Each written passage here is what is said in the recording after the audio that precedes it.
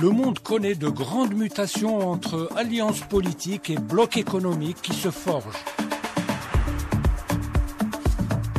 L'Afrique s'impose comme un élément majeur dans les luttes géopolitiques.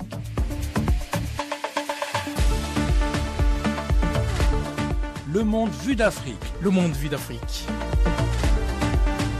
Une émission présentée par Leila Gartal, accompagnée par nos deux consultants, Ahmed Kateb et Mokran Ait Warabi, sur les ondes d'Ifrica FM.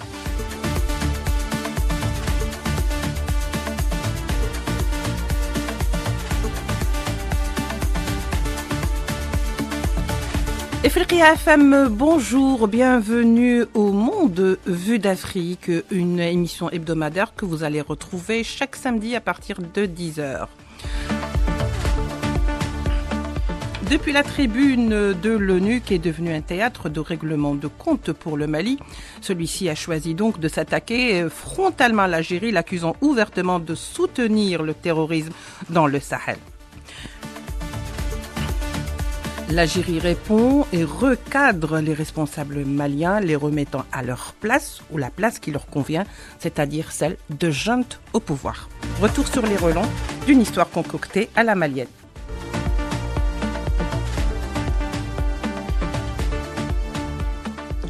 Alors pour en parler ce matin, nous avons le plaisir de recevoir nos deux consultants à Ifrica FM consécutivement. Ahmed Kateb, professeur universitaire et également consultant à Ifrica FM. Bonjour. Bonjour Leila, merci pour l'invitation. Merci à vous. Et bien sûr avec nous, Mokran Ait Warabi, journaliste spécialisé des questions sécuritaires en Afrique, mais également notre consultant à Ifrica FM.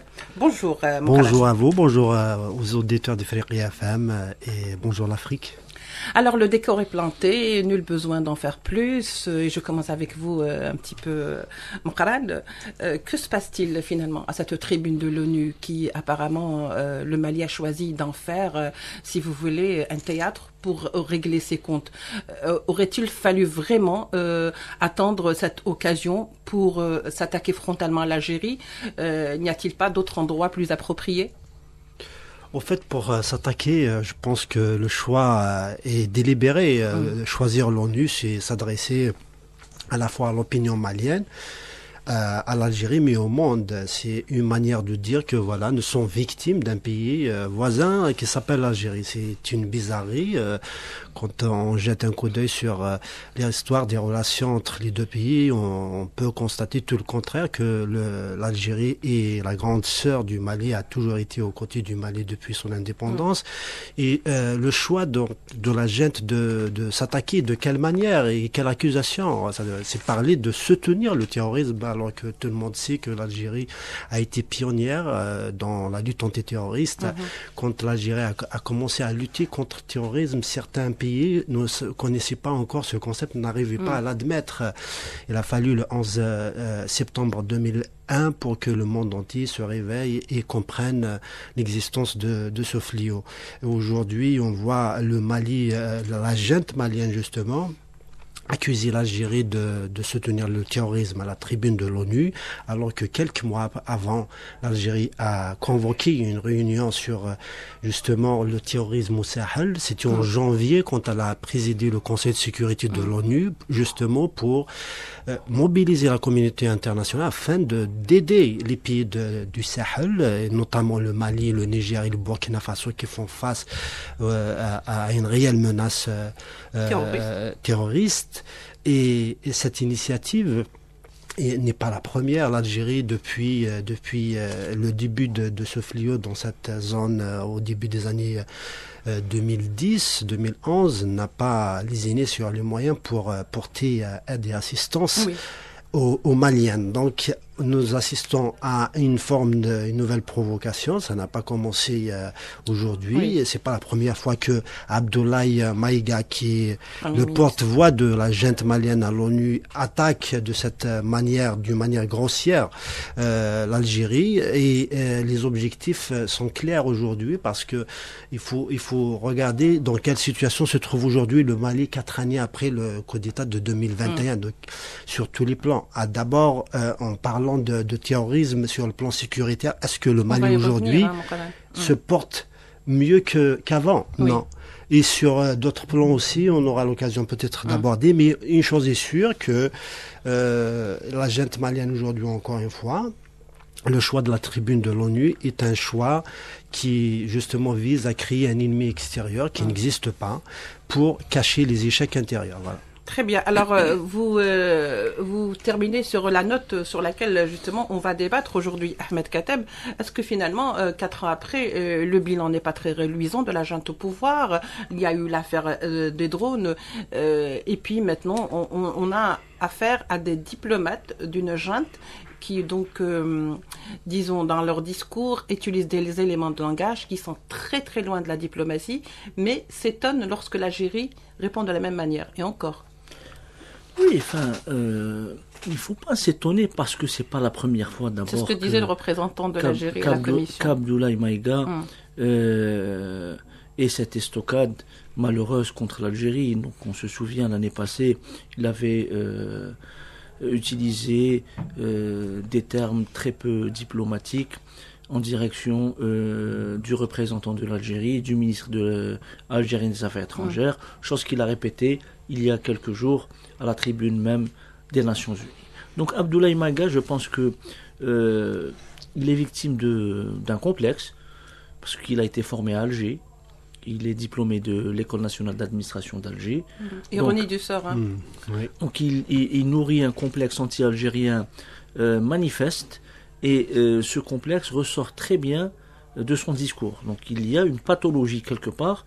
Il faut le psychanalyser carrément. Voilà, un portrait psychologique. Il faut le psychanalyser carrément. Pourquoi? Parce que il y a l'image de la junte. En fait.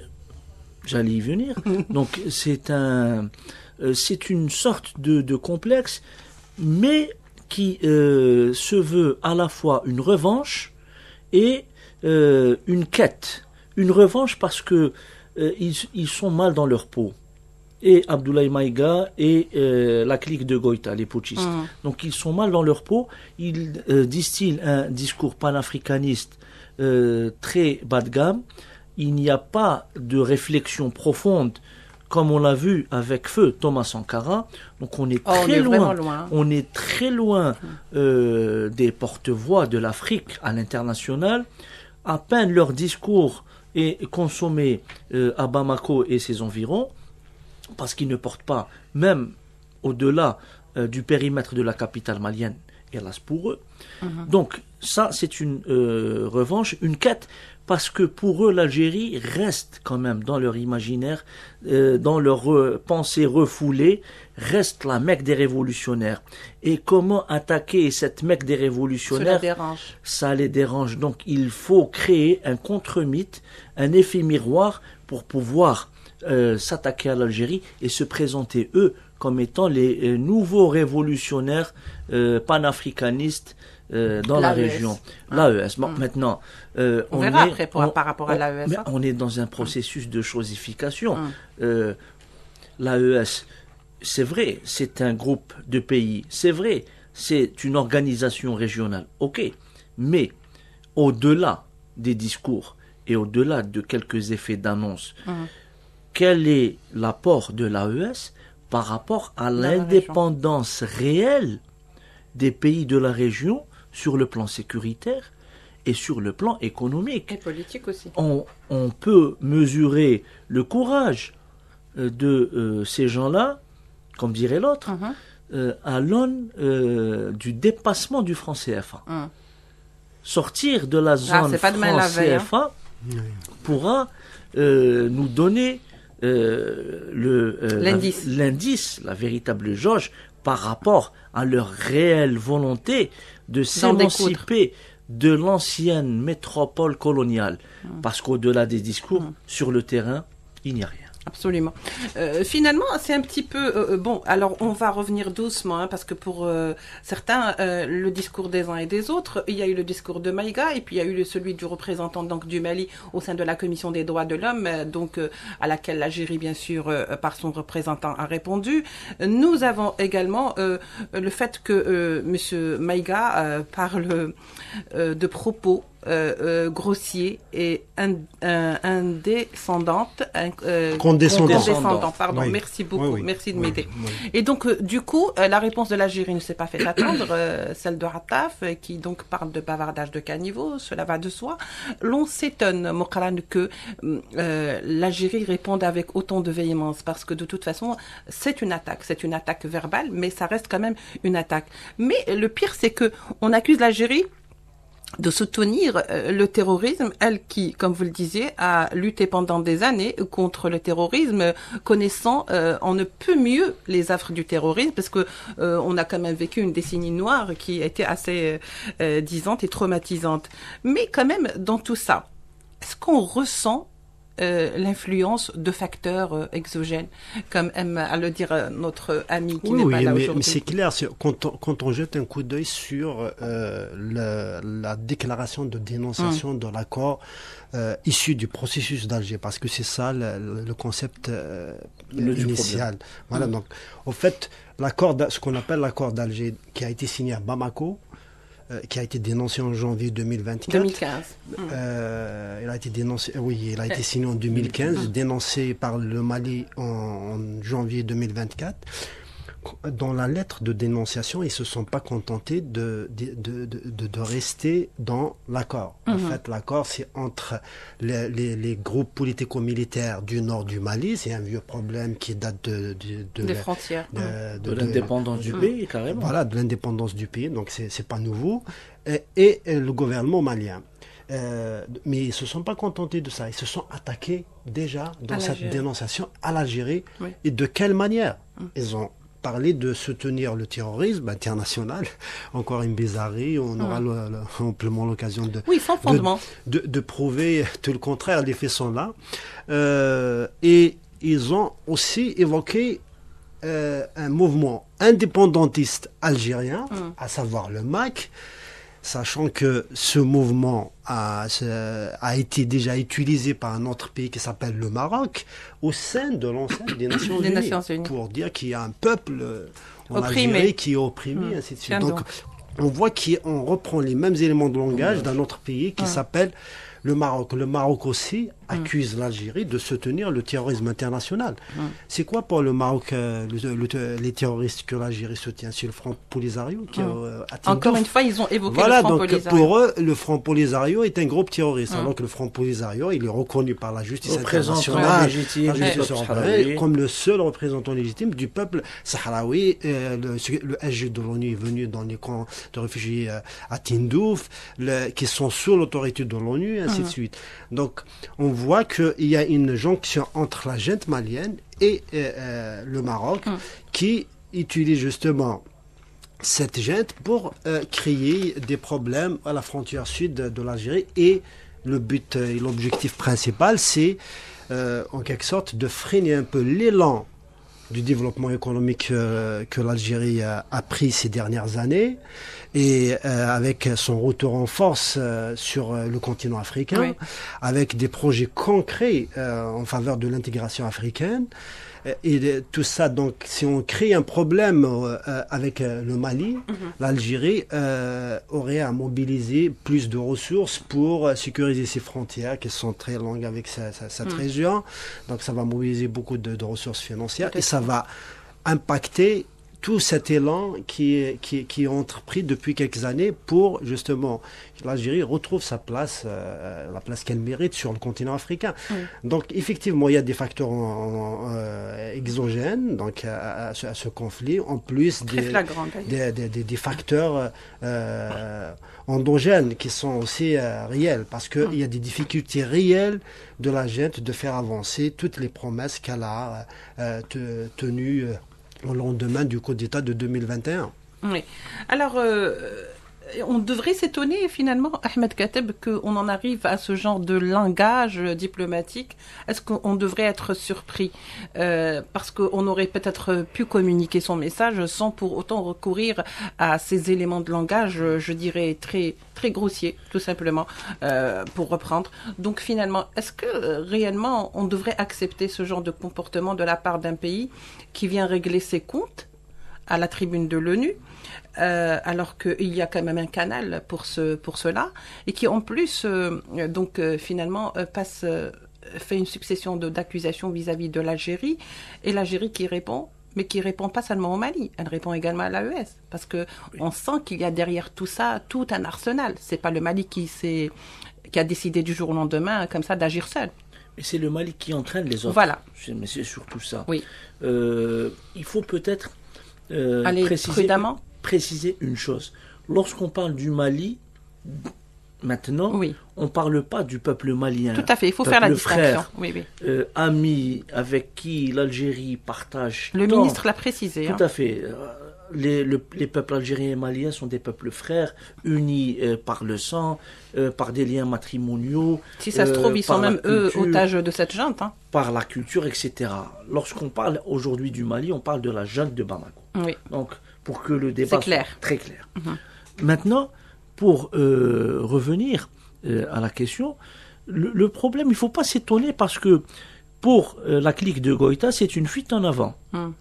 Mokran l'a bien dit, la junte peine à accomplir ce qu'elle a promis au peuple malien en termes de sécurité, en termes de développement, etc. Mais surtout en termes de sécurité. Oui. Donc, on voit que on est en train d'externaliser et de faire apparaître l'Algérie comme étant le méchant loup de la région pour pouvoir attirer l'attention vers l'Algérie et faire oublier les malheurs du peuple malien. Donc, pour fédérer, soi-disant, le peuple malien autour d'une question nationale, une question sacrée, celle de la souveraineté, celle de la grandeur du Mali, par rapport à une menace algérienne, etc. Donc, l'Algérie n'a jamais été un sponsor du terrorisme, contrairement à ce qu'avait dit Abdoulaye Diop, son maître Goïta, et le chef d'orchestre marocain. Donc, on voit, parce qu'il faut établir une filiation quand même. Oui, tout à fait. Il y a les mêmes éléments de langage, et Mokaran s'est attardé sur cette question. On retrouve les mêmes éléments de langage dans le discours malien actuel que dans celui des diplomates marocains qui s'attaquent quotidiennement à l'Algérie. Donc on essaie de jeter l'opprobre sur l'Algérie, sa diplomatie, sa posture stratégique, ses positions diplomatiques, pour dire que voilà, c'est un État voyou. Non. Le problème, l'Algérie a des principes à faire valoir, des principes immuables. Elle est un soutien indéfectible à tous les peuples qui luttent pour leur indépendance. Et c'est inscrit dans le préambule de notre Constitution. L'Algérie a toujours été aux côtés du peuple sahraoui comme du peuple palestinien. C'est une question de principe également. Donc venir aujourd'hui l'accuser d'être un soutien du terrorisme, on retrouve non seulement une jonction avec la rhétorique marocaine, mais avec la rhétorique sioniste. Donc on voit comment c'est... Un triangle. Ben oui, je rappellerai que le centre Begin Sadat pour les études stratégiques, donc c'est un centre israélien, avait publié en février 2013 une note donc établie par Emmanuel Navon, Mali, une opportunité diplomatique pour Israël, en février 2013. Donc il y a de cela 12 ans, presque. Tout cela mijoté depuis 2013. Il ne faut pas insulter quand même l'intelligence des Algériens. On voit qu'il y a un fil d'Ariane et que tout se relie en fin de compte. Et tout mène vers l'entité sioniste. Tout mène vers le Maroc et l'entité sioniste. Oui, par ricochet, le Maroc. Par ricochet.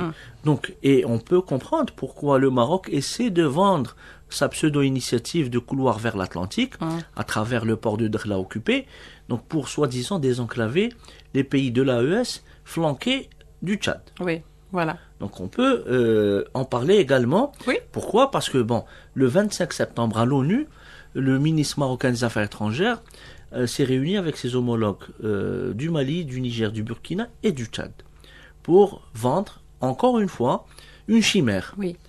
Pourquoi ? C'est un marché de dupes, parce que le Maroc entend établir un couloir à travers un territoire qui ne lui appartient pas. C'est le Sahara occidental occupé. 2. Pour pouvoir arriver au Sahara occidental occupé, il faudrait l'accord de la Mauritanie. Et maintenant, le problème qui se pose, c'est que les Mauritaniens, pour le moment, ne sont pas dans la partie. Donc, pourquoi continuer à vendre une chimère, si ce n'est établir des interférences pour brouiller davantage la relation entre l'Algérie et les pays de l'AES. Voilà. Oui. J'aimerais justement revenir sur le fait qu'aujourd'hui, il y a cette connivence marocaine qui est très flagrante et ils ne s'en cachent pas, puisque de toute façon, au sein de la Commission des droits de l'homme et de la session donc de dialogue, il y a eu finalement, l'Algérie a eu affaire à 2 attaques, pas seulement une. Et je dirais donc le Mali. Il y a eu donc le représentant du Mali qui s'en est pris à l'Algérie. Suite à cela, celui du Maroc qui a, comme vous le disiez tout à l'heure, encore glissé l'affaire du Front Polisario comme étant donc un groupe ou un front de terroristes. Donc finalement, on a dressé un tableau d'une Algérie qui est toujours derrière des groupes terroristes. Finalement, c'est ça. Donc finalement, l'Algérie n'a pas eu à répondre seulement au Mali, mais elle a eu à répondre aussi au Maroc. Ils se sont relayés quelque part pour que l'attaque soit bien ciblée, c'est-à-dire que l'Algérie devienne un petit peu le monstre sur lequel... Oui, c'est tout à fait.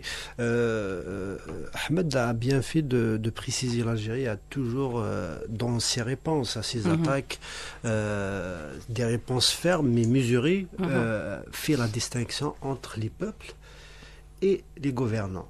Aujourd'hui, le Mali est... malheureusement, on va le dire, est gouverné par des gens qui sont justement là à exécuter un agenda extérieur. Ils ne sont pas en train de travailler pour le bien du Mali et du peuple malien, mais plutôt pour qu'ils gardent le pouvoir. Oui. Ils l'ont prouvé à plus d'un titre. L'Algérie a accompagné et soutenu le Mali au lendemain des événements qui ont conduit à la chute des BK en 2020. Elle a accompagné dans sa quête afin de revenir à l'ordre constitutionnel en 2021. Elle a toujours accompagné par la suite dans sa volonté de remettre de nouvelles institutions plus démocratiques et qui vont justement aller dans le sens de la volonté du peuple qui est sorti dans la rue. Aujourd'hui, donc, la junte a choisi son camp, c'est pas celui du Mali. C'est pour ça que le ministre des Affaires étrangères, Ahmed Attaf, a précisé le Mali mérite mieux que ces putschistes comploteurs, parce qu'effectivement, ils sont en train de comploter non pas uniquement contre l'Algérie, mais contre leur propre pays. Parce que c'est les Maliens qui sont en train de payer toute cette politique qu'ils sont en train de mener. Et ce n'est pas les Marocains qui vont venir les aider quand les choses vont s'exacerber. Donc aujourd'hui, cette jonction, c'est des gens qui sont en quelque sorte inscrits dans une logique d'agenda extérieur en pensant que ça va leur permettre de durer peut-être même éternellement au pouvoir.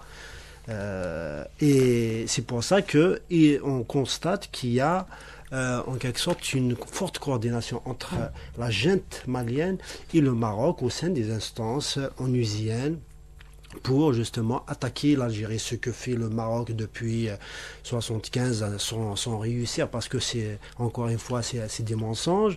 Le Mali, il va se heurter aussi à ce front algérien, parce que c'est pas fondé sur quelque chose de vérifiable, de solide, d'authentique. Et tout ça, on ne perd pas de loin la main sioniste dans tout ça, parce que l'Algérie, elle est connue pour ses positions de principe et ses soutiens aux causes justes, à la cause palestinienne, à la cause sahraoui, à d'autres causes de tous les peuples opprimés dans le monde. Donc aujourd'hui, à l'ONU, ils font donc en quelque sorte front commun contre l'Algérie, et l'Algérie saura répondre à ça. Oui, pardon. Oui, allez-y. J'ajouterais peut-être un petit élément. Précision, oui. Les putschistes de Bamako oublient une chose, c'est que dans leur irrédentisme, les Marocains revendiquent une partie du Mali. Oui. C'est le nord Mali jusqu'à Bamako, donc jusqu'à Tombouctou. Donc il faudrait que nos amis maliens comprennent qu'ils sont en train de s'allier au diable.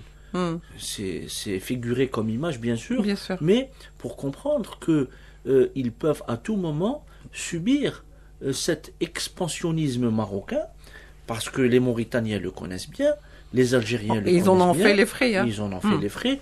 Les Sahraouis payent toujours, malheureusement, cette facture au prix du sang. Mais les Maliens doivent comprendre que en s'alliant avec le Maroc, avec le Makhzen, le dit Ils Makhzen, jouent leur souveraineté. le dit Makhzen revendique dans son désir profond récupérer le nord du Mali. C'est la route de l'or et du sel. Oui. Tout à fait. Donc finalement, Ahmed, pour revenir et recentrer les choses, finalement, que ce soit le Maroc, que ce soit l'entité sioniste, ils sont tous épris d'un désir d'expansionnisme, à savoir, on parle du Grand Israël, par exemple, entre guillemets, voilà, et le Maroc aussi, il a les mêmes velléités. Donc, moi, ce que je voudrais, il y a un point qui m'a un petit peu interpellé, si vous voulez, Ahmed, c'est que au début, lorsqu'il y a eu le coup d'État, que les putschistes sont venus au pouvoir, qu'ils ont pris les pouvoirs, ils avaient quand même un discours plus ou moins panafricain, qui voulait un petit peu recouvrir leur souveraineté, et donc ils disaient basta à ce qu'on appellerait la France-Afrique. Mais on voit que ils ont fait quand même un certain tour pour revenir exactement au point de départ, c'est-à-dire que derrière le Maroc il y a l'entité sioniste, et que derrière l'entité sioniste il y a également ce qu'on appelle la France, parce que de toute façon là on est en train de se rallier indirectement ou de rappeler la France dans cette région du Sahel. On n'a pas fait grand-chose finalement. Alors les Maliens, je ne suis pas très sûr qu'ils veuillent quand même, pour les putschistes de Bamako, rappeler encore une fois la France, parce qu'ils font déjà appel à la Russie. Donc il y a l'Afrique. Pas militairement, je veux dire, sur un plan moral. Sur un plan moral, je ne sais pas si ils ont encore les ressorts pour le faire, mais en implantant l'Africa Corps chez eux, les Maliens, on le voit, sont en train de jouer avec le feu, parce que l'Africa Corps, c'est d'abord des mercenaires, et puis on a tous lu ou vu ou entendu parler du fameux documentaire réalisé par les mercenaires de l'Africa Corps, oui, où ils traitaient les soldats des forces armées maliennes, les FAMA, de tous les noms d'oiseaux. Très méprisant. Donc c'est très méprisant pour les Maliens. Donc on voit une sorte de supériorité ethnique par rapport aux frères maliens, et c'est là où le bas blesse, c'est qu'on est dans une sorte de cécité stratégique, parce que si on voulait réellement, au nom de l'AES, se débarrasser du danger terroriste, des menaces qui pèsent sur l'existence même de ces États, alors non seulement la mutualisation des efforts et des stratégies militaires vaut le coup, mais une mutualisation régionale plus large, avec des pays qui ont les moyens, qui ont les capacités, qui ont l'expertise et l'expérience. Je parle ici de l'Algérie, je parle également du Nigeria, de la Mauritanie, pour pouvoir arriver à bout et en finir avec ces groupes terroristes. Le CEMOC, à Tamanrasset, le comité d'état-major militaire conjoint, donc, qui est censé coordonner les actions sécuritaires, les informations, etc., a été relégué au second plan par les Maliens, et on l'a vu lors de la question des drones. Pourquoi le Mali, qui soi-disant pourchassait des groupes terroristes et les surveillait avec ses propres drones, n'a pas communiqué l'information au CEMOC de Tamanrasset? Ça aurait évité d'en arriver là. Toutes les déconvenues par la suite, par la suite. Donc on voit qu'il y a une mauvaise foi caractérisée, flagrante. On veut exclure à la fois l'Algérie, également le Nigeria au sud-ouest. On est dans une sorte de revanche historique qui n'a aucun sens. Et on a vu que jusqu'à présent, jusqu'à hier déjà, il y a eu une attaque terroriste au Burkina Faso. Des dizaines de militaires ont été assassinés. C'est quotidien, c'est semi-quotidien. C'est carrément le quotidien de ces pays, de ces peuples, malheureusement.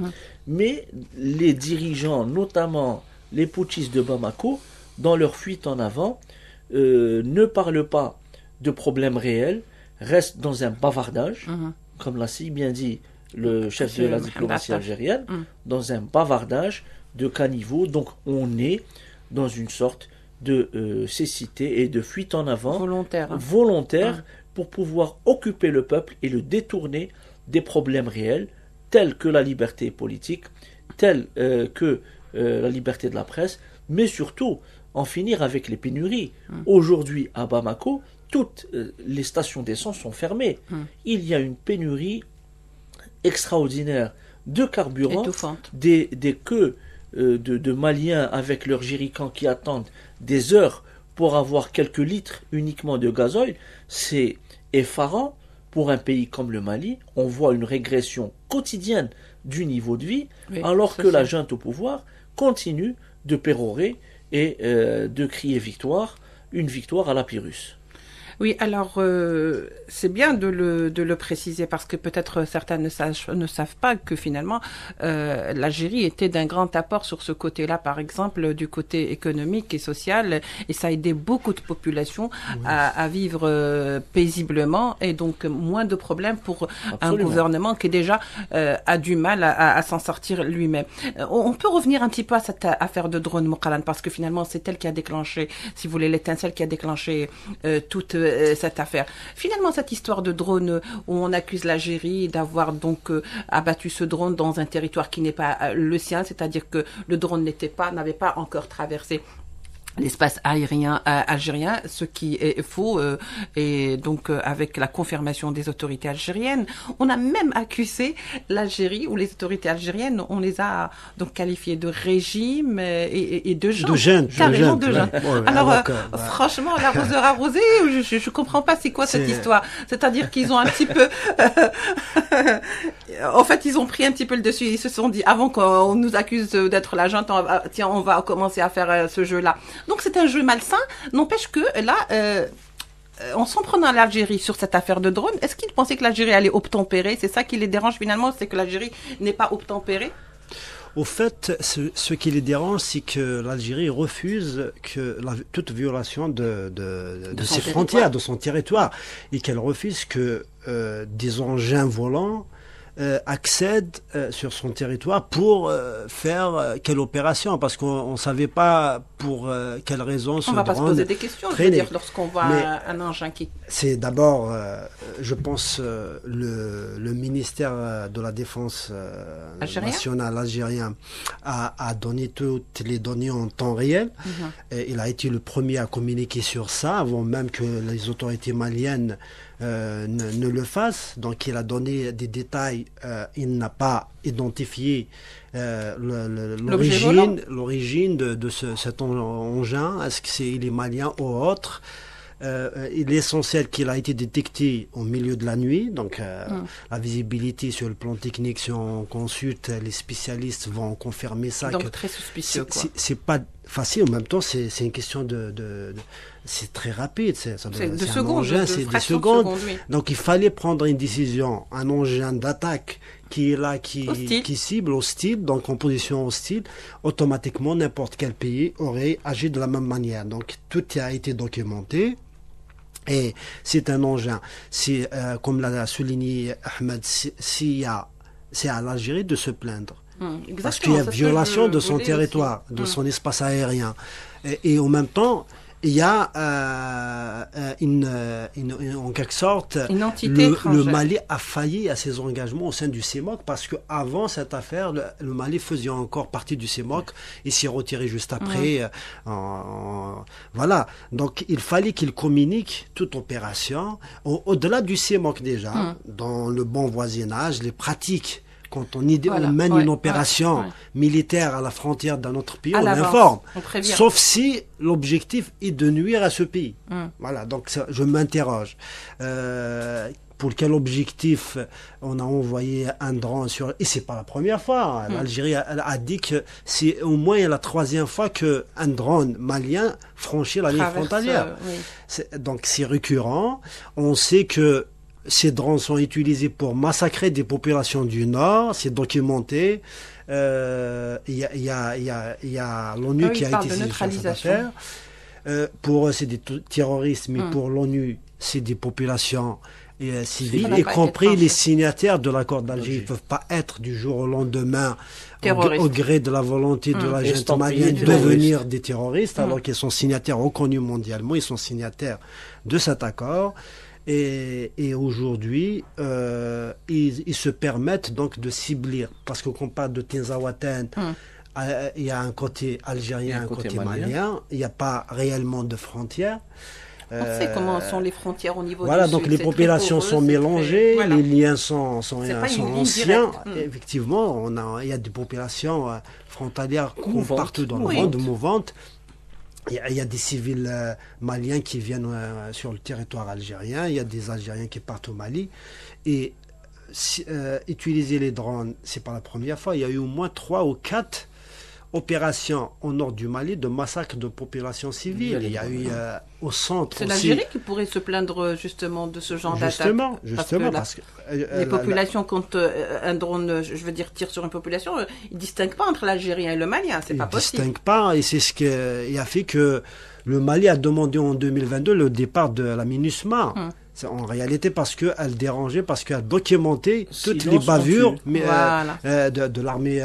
C'était un petit peu l'œil vigilant. Exactement. Il y a eu le Mora, les 500 personnes civiles qui ont été tuées à Mora ont été documentées par l'ONU. C'est pas moi qui le dis, c'est des documents de l'ONU. Voilà. Merci beaucoup, Mouqaran Aïtou Arabi me dit qu'il ne nous reste pas beaucoup de temps. Je ne sais pas, je vais vous donner le dernier mot quand même, Ahmed, mais en quelques minutes, même pas, 1 minute à peu près, même pas. Très bien, donc on comprend, l'Algérie a opposé une fin de non-recevoir à la requête malienne à la Cour internationale de justice, la CIJ. Donc, et c'est ce qui a quand même frustré les Maliens. Et on l'a vu lors du discours de Maïga à l'ONU. Donc, l'Algérie ne pouvait pas donner suite, parce que si l'Algérie répondait, donc légalement, elle devient partie prenante. Tous les communiqués algériens, toutes les données dont dispose l'Algérie par rapport à l'affaire du drone précisent que c'est un drone qui a violé l'espace aérien algérien et donc abattu en Algérie. Point.